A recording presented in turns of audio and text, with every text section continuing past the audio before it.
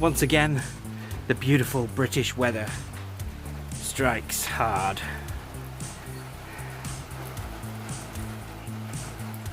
So, instead of working out there today,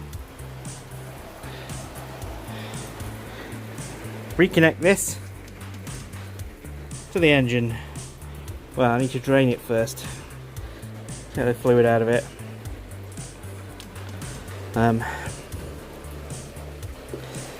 Ultimately,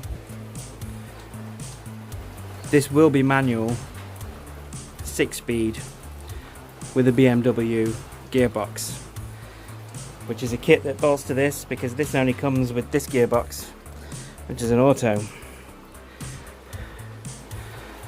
But because this is such a budget build right now, I'm going to have to stick with this auto gearbox. It's not bad. I mean, it goes alright in that. But the thing is, you're looking at 1,300 quid to manualise this engine right now. And for the ECU I want, you're looking at 1,300 quid.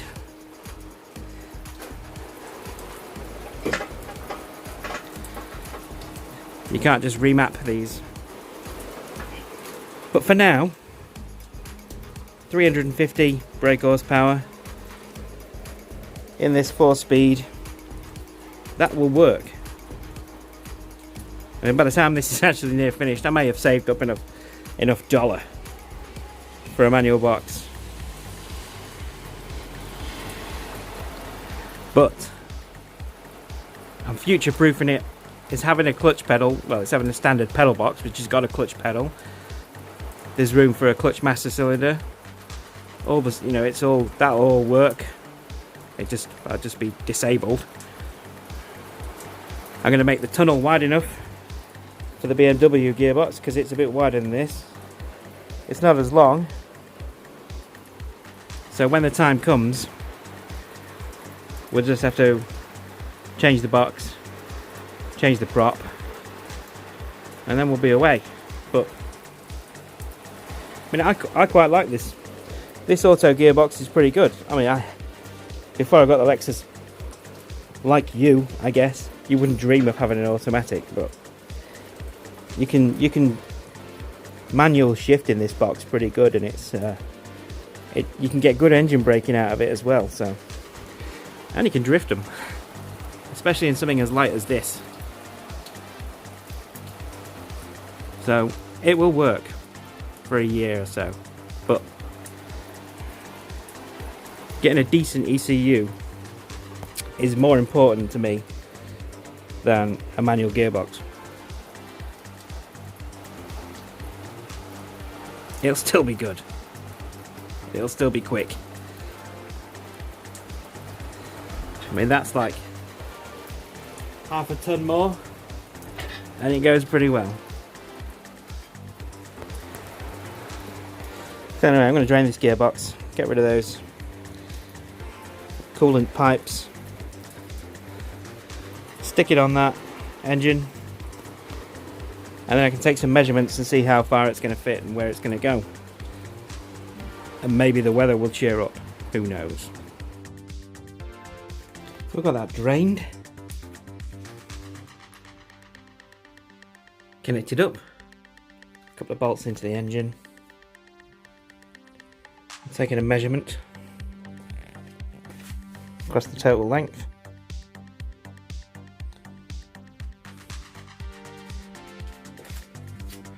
(140 centimeters).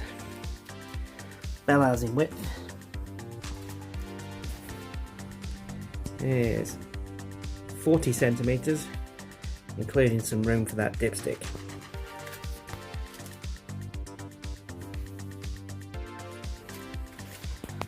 So next job is to cut out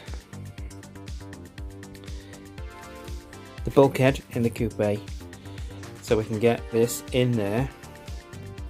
But first I've got to attack all the sound deadening stuff that's in there. So that's the next job. I need to get rid of this sound deadening insulation stuff. I've got most of it. It comes off quite easily. Just chips off. So once I've got that cut out, chipped off, the plan is to cut this section out here up to hopefully only about here, because I'm thinking I can retain this part as it is, but I won't know until I've done it. These shells are not known for their rigidity. Look at this. That's how it is. This was just covering it up. But at some point in the past, somebody has jacked the car up somewhere under here. But yeah, I mean this whole section is a reinforcing panel, and you can see the subframe bolts sticking through there. I'm going to have to remove some of that, right up to that first bolt.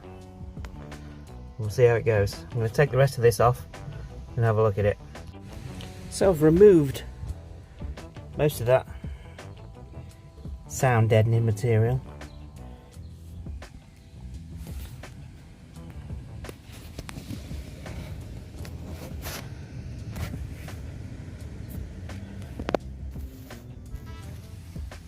As you can see, it's not great. Plenty of loose stuff.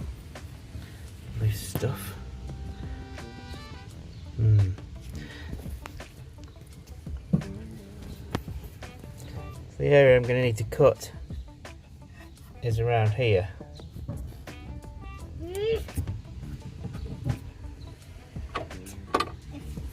But I've got plenty of room between the clutch pedal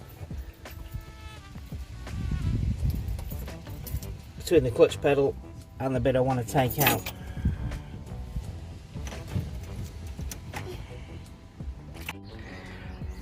I made the hole a little bit bigger, just a smidge.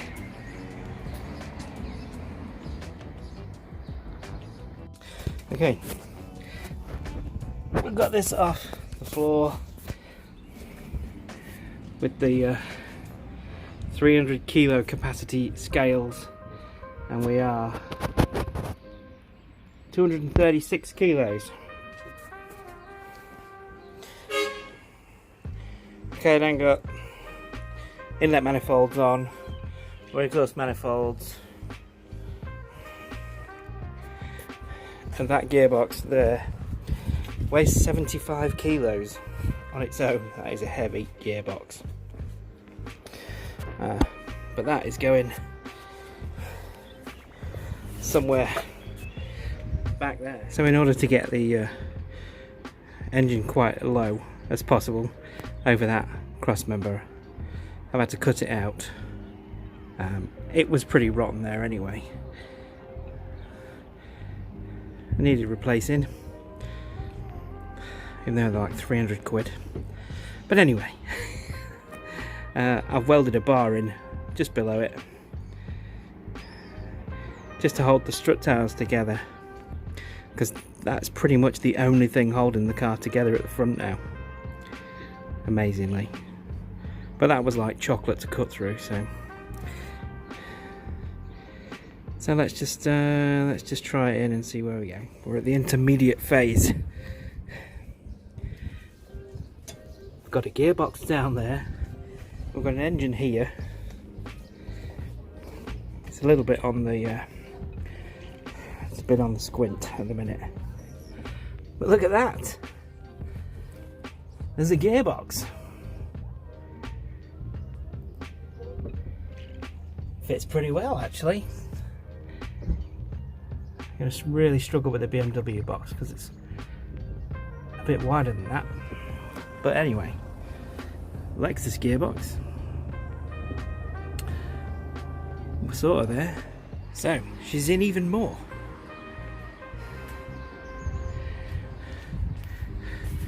quite close to the brake master cylinder. It's not a job you want to do with the engine in. But anyway, it's still got to move around a little bit yet. It's not square, it's not central. It's probably not even at the right height that it needs to be. But it is off the crane and resting on some wood. So the seat's in. As you can see, it is bolted in, and we are miles away from the seat mountings. In fact, the seat, we're on this cross member there, look, which we may have to disturb at some other time, but at least the seat rails aren't in the way like I thought they might be. Sorry, shh, the sun's in a really awkward place. So there we go. We've got an engine sticking through. It's close to that. In fact, I've even cut through it a little bit, that pedal box surround, which I might have to tweak a little bit. Obviously I'm going to completely reinforce where that seam is, or the seam will be. There's no problem with the doors when it's on all four wheels. It's when you jack them up in the air that you find the doors don't line up anymore. But I mean, looking at this you can see why, can't you? It's just, that wants stitch welding in place. Obviously I'm going to make a load more stuff. This thing's going to be awesome when it's going to be strong as. So that's where the prop shaft comes to. So the gear linkage is down that side, very close to the floor. I'm going to do a bit more trimming. Prop shaft there. I'm going to find out what the angle of the engine is at the minute, because it's probably miles off. The car is level, the body's level. And I haven't broken anything. Apart from the, we can call it a transmission tunnel now. But if you remember, the Alpha 155 Q4 is four-wheel drive and has a prop shaft, and it's this pretty much this identical floor pan to this, up to here anyway. Definitely is. So just check that angle roughly. It's about 4.5 degrees.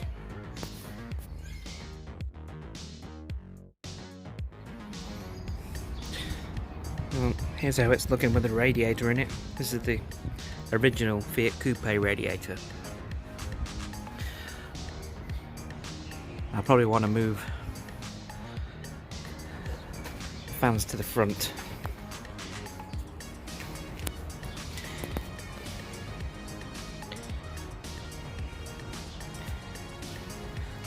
I'm not sure this radiator is going to be big enough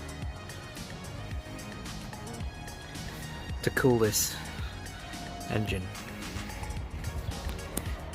So I've moved it further forward, only a little bit. I may have to do some juggling.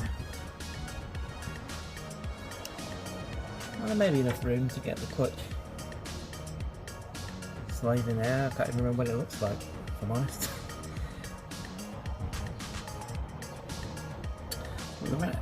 Quite big with the hole down there. This is with the engine lifted up somewhat.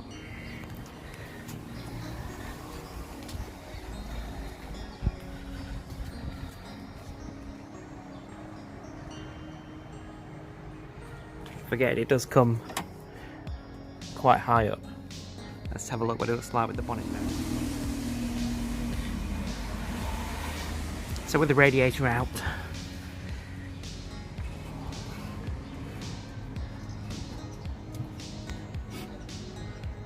that hook is pretty much the highest point on the engine. So it's close. And yet that sump pan is damaged. I didn't do that. It was that's how I bought the engine. Well, not this engine.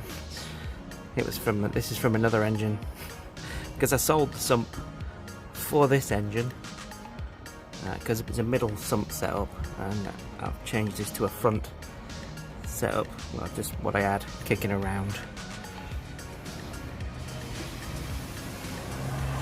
So that there is a Land Rover Defender engine mount, which is a little on the small side for that cast mounting. And the plan is to use some 50mm box section across there and to come down from up there.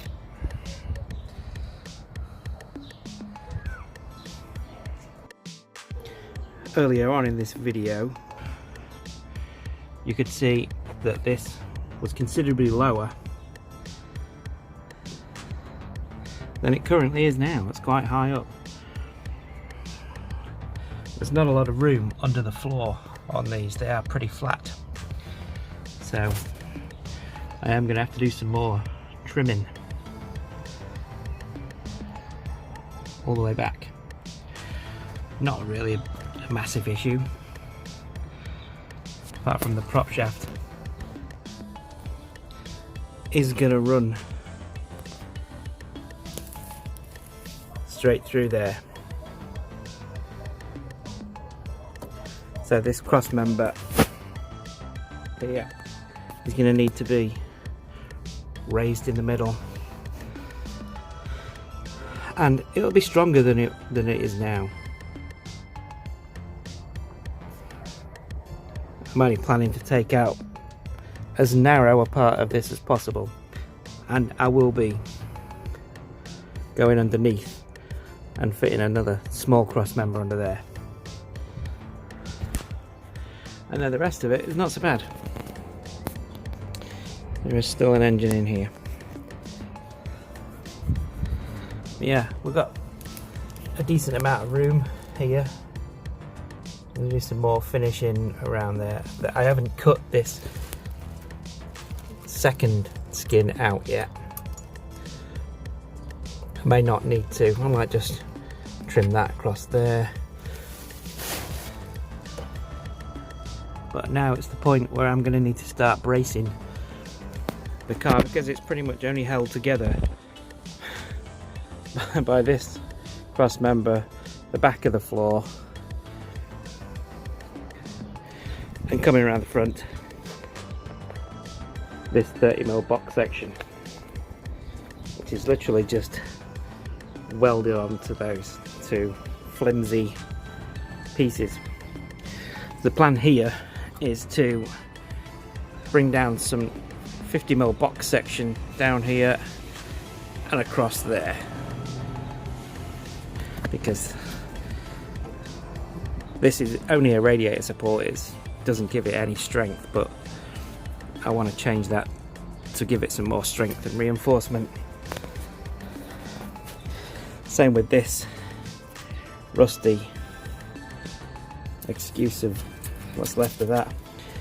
I'm going to take this out and put a thicker reinforcing corner into this.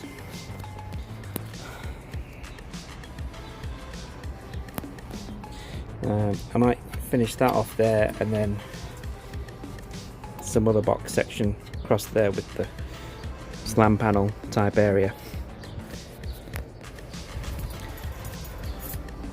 So this engine's got to come apart.